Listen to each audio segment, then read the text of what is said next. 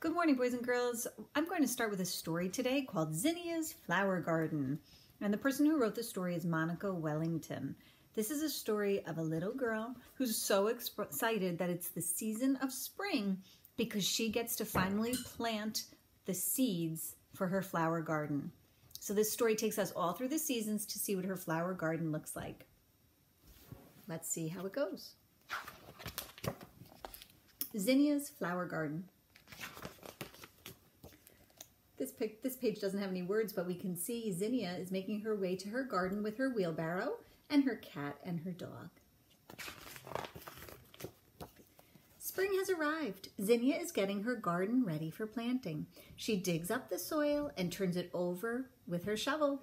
She takes out stones and rakes the dirt smooth. The warm sun feels good as she works. Zinnia carefully plants many kinds of flower seeds in rows. She covers the seeds with dirt and pats it all down very gently. She sprinkles the ground with water.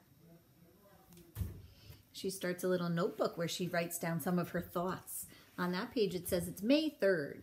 Very busy planting my seeds today. Such hard work. Zinnia waits for the seeds to sprout. The seeds need the sun to shine, the rain to fall, and many days to pass. It is hard to wait so long for her seeds to grow. All the way down here she writes that it's May 12th. Rain all day, ugh, but it's good for my garden.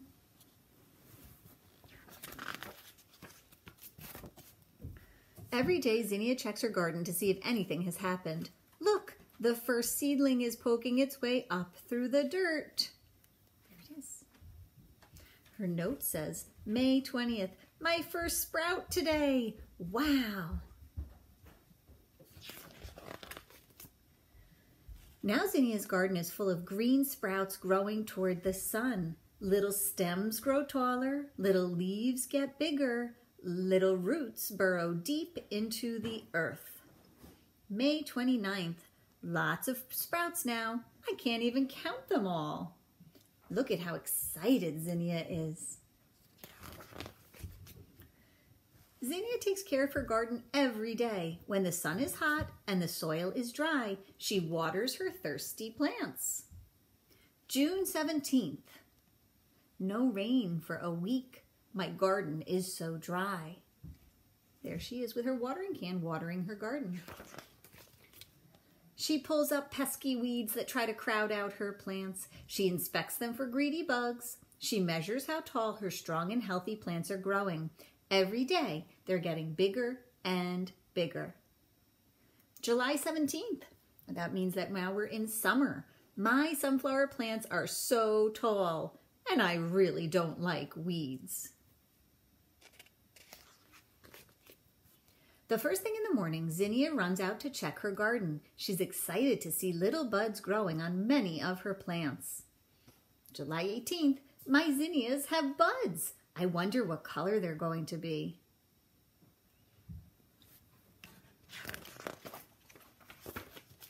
And then, at last, she finds what she has been waiting for, the first flower. One bud has bloomed. How beautiful. And what a sweet smell. There are many more buds that will open soon. July 25th, my first flower today, and lots more to come. Amazing. A big monarch butterfly landed on my finger.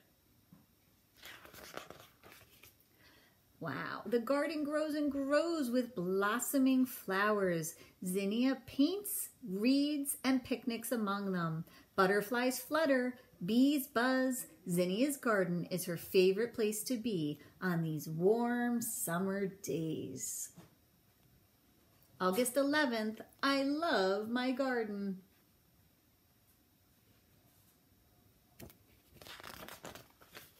Her flowers are abundant. That means there's a lot of them. And Zinnia cuts some to arrange into bouquets. The fragrant scent of the flowers swirl around her in the warm breeze. August 21st, my sunflowers are taller than I am. One hot summer day, Zinnia has a lemonade stand and puts up a sign. Pick your own flowers. Customers come and gather bunches of flowers and drop money in a jar. August 28th. Busy today at my stand. Everyone loves my flowers.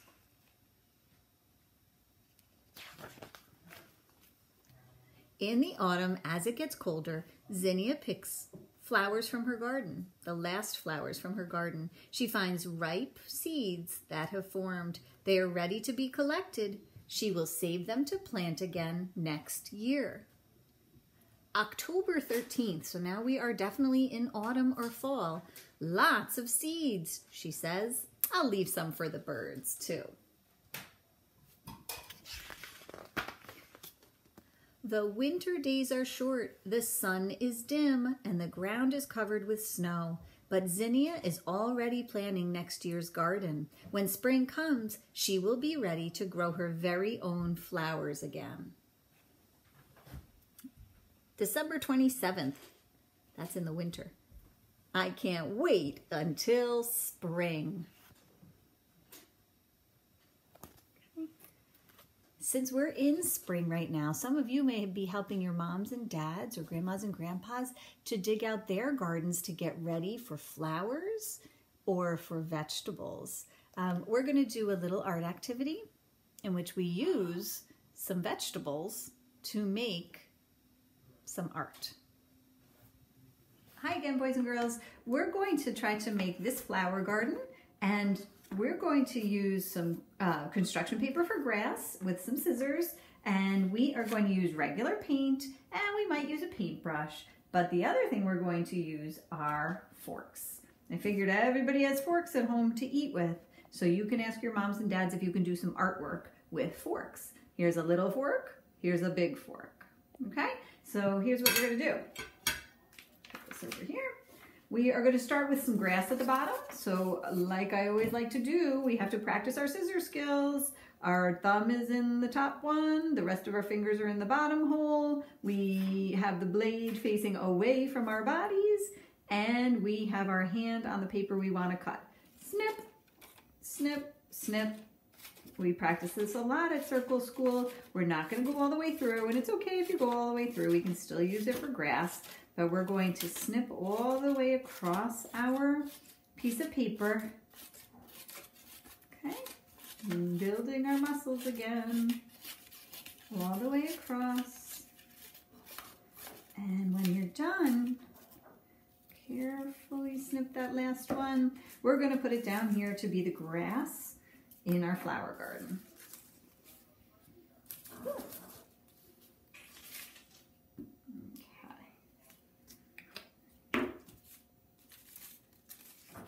Okay, next thing we're going to do is we're going to make the beautiful flowers with our forks. I'm going to use, I think, some pink and some purple. I'll use a little fork for the pink. Just dipping in, getting a little bit of it on each spine of the fork, and then I'm going to place and roll. That could be a tulip. Maybe I'll put another tulip next to it. Okay, and then I'm going to place the small fork in the purple and get some paint on there. And I'm going to make some flowers.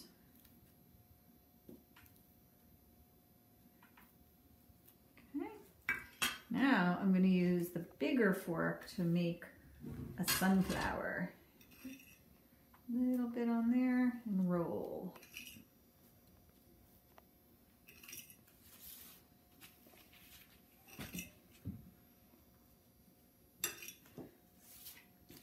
Turn my page so I can make a nice flower with lots of petals all around. Okay. All right, and then I'm going to use a regular paintbrush. I'm going to dip it in some blue, into some green, and I'm going to make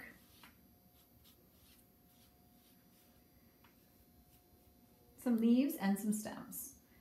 Zoop, zoop, and some stems. Let's see, here's the leaf, and here's the stem.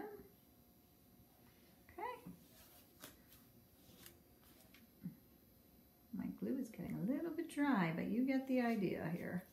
Okay. Last one has stem and a leaf. Maybe 2 leaves. All right, and then this is my tulip flower garden, maybe with a sunflower in the middle. Super easy to make if you have forks at home. Okay.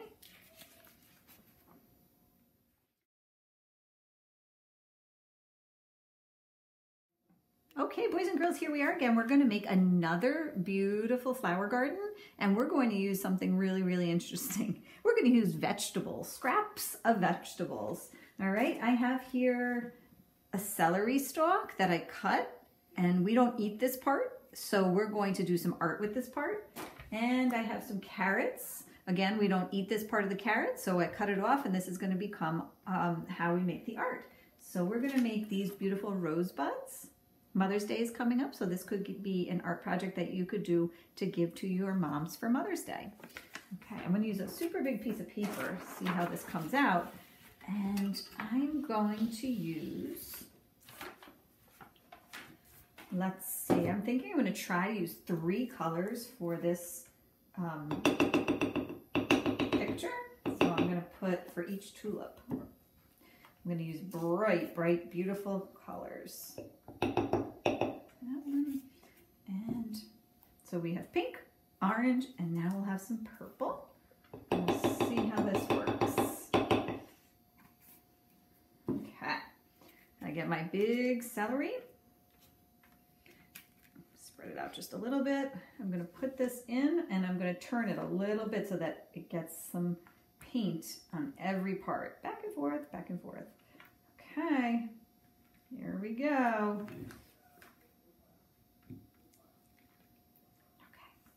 That. And then I'm going to put it where I want each flower petals to go. Give it a little twist. Oh, not bad.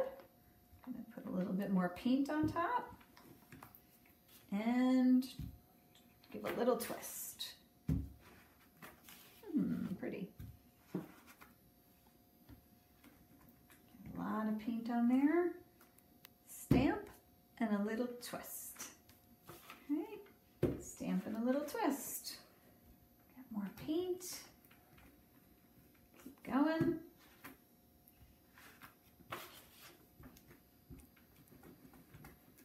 Stamp and twist.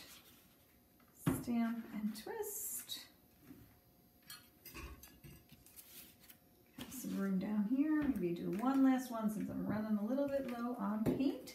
Stamp and twist. I'll do 2 more. Stamp and twist. Beautiful. I also have one over here that I made. This was from an old piece of celery that I had. It's much smaller because it's a little more dried out. I might try to do a little bit more in some other colors that I have here. Let's see what this does. Stamp and twist. Pretty. Stamp and twist. Put a little more yellow in that one. Stamp and twist. Okay.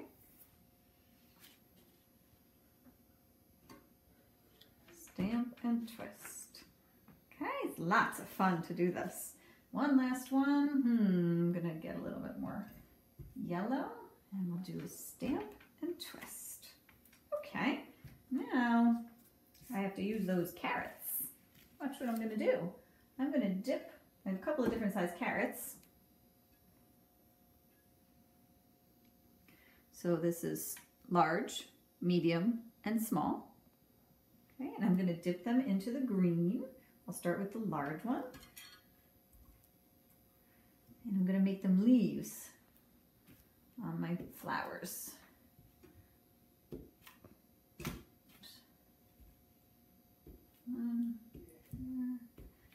Okay, and then I'm going to switch over to the medium-sized ones.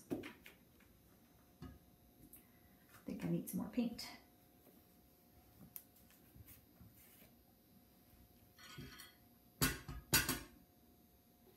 Okay. Dip. And I just find a spot where I think a good leaf would go. And I can keep using the same paint. I don't have to go into the paint as much stamp. I probably could use this, a couple more spots here. Okay, now my little stamper.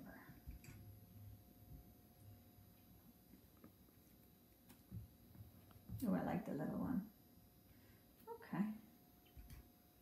This one needs a stamp, a leaf. All right, and the last thing I'm going to do is I'm going to use my paintbrush, a green paintbrush, to connect some of these together.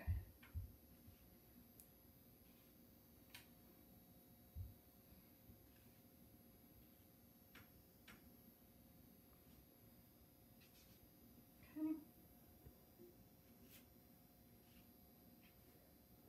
And you can make them connect however you want to. One can connect to the other and go all the way down.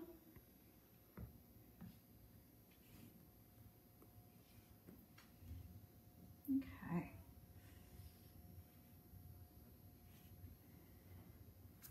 Okay. There is my beautiful tulip flower bouquet.